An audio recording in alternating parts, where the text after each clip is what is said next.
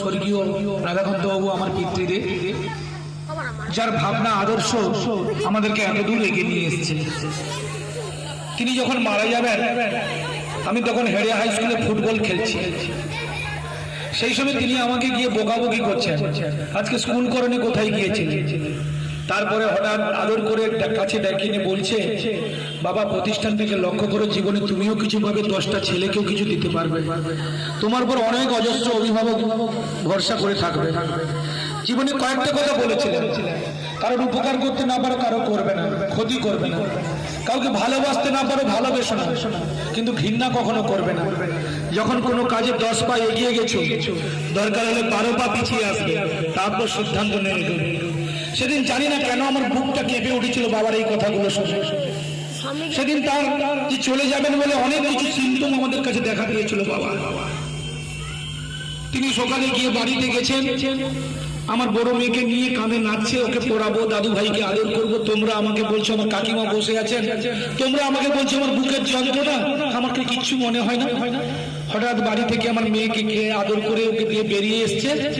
হঠাৎ বাড়ি থেকে দেখে কাঁদছে আওয়াও করে। আমি বলি, বাবা তুমি কাঁদছো কেন? না, আমার চোখ দিয়ে কান্না বেরিয়ে আসছে।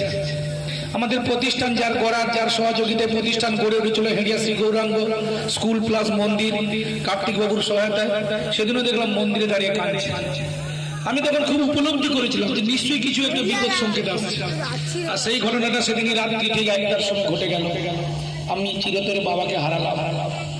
সেদিন স্বপ্ন দেখেছিলাম যে একদিন বাবাও তার বাবার নামে গিরিশ সংঘ একটা অর্গানাইজেশন করেছিল। আমিও চেয়েছিলাম বাবা যখন আমাকে এতটুকু উপদেশ দিয়েছে, শিক্ষা দিয়েছেন, ভালোবাসা দিয়েছেন, কখনো বাবার মুখে উত্তর করিনি। বাবার পিতৃ আদেশ আমি পালন করতাম। তাই সেই আদেশ নিয়ে আমার কাছে যিনি বসে আছেন, আমার বাবার মরার পরও আমাকে এতটুকু বাবার অভাব বুঝতে দেননি।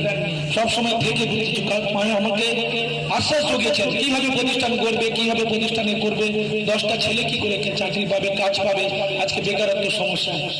আর সব থেকে যারা সহযোগিতা করেছেন আমার সম্মানীয় অভিভাবকরা, যারা সেদিন আমার কাছে দাঁড়িয়েছিলেন, তার বেঞ্চ কেনার পয়সা ছিল না।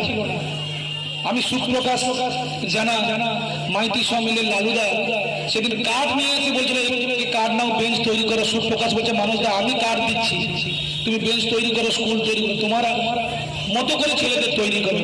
তাই সকলের আশীর্বাদ নিয়ে আমি এগিয়ে এসেছি। আজকে আপনাদের সেই সহানুভূতি, ভালোবাসা, আন্তরিকতা না পেলে আমি হয়তো প্রতিষ্ঠান করতে পারতাম না। যাক সবাইকে, এবং তার সঙ্গে আমার বর্তমান যারা শিক্ষক শিক্ষিকারা আছেন তাদের অক্লান্ত পরিশ্রম, কখনো তাদেরকে খুব বকে দিই। কেউ ক্লাস কামাই করলে, কেউ হয়তো ক্লাসে ডিস্টার্ব করলে আমি কিন্তু উল্টাপাল্টা কথা বলে দিই। পরে আমার অনুশোচনা হয়, আবার আমি বাজার থেকে মিষ্টি নিয়ে এসে, সিঙ্গার নিয়ে এসে সবাইকে নিয়ে একসঙ্গে খাই। কারণ ওরাও তো কষ্ট করে, ওরাও তো মানুষ, ওদের ভাবনা চিন্তাই আজকে ভবিষ্যৎ। আজকে দেখা যাচ্ছে বিভিন্ন স্কুলে ছাত্রছাত্রীরা গিয়ে সেখানে প্রথম স্থান অধিকার করছে। হেডিয়া স্কুল কেন, বড়বাড়ি, সুভাষপল্লী, এটাই মনে করি আমাদের সার্থকতা। আর অভিভাবকের আশীর্বাদ নিয়ে আমি এগিয়ে যেতে চাই। আর বিশেষ কিছু বলবো না, রাত হচ্ছে, এরপরে গীতিনাট্য আছে, এবারে আমরা পুরস্কার বিতরণী সবার কাজ শুরু করবো। সকলকে পুনরায় আমার শীতের আমেজে আন্তরিক শ্রদ্ধা, ভক্তি, নমস্কার জানিয়ে আমি আজকের আমার বক্তব্য শেষ করছি।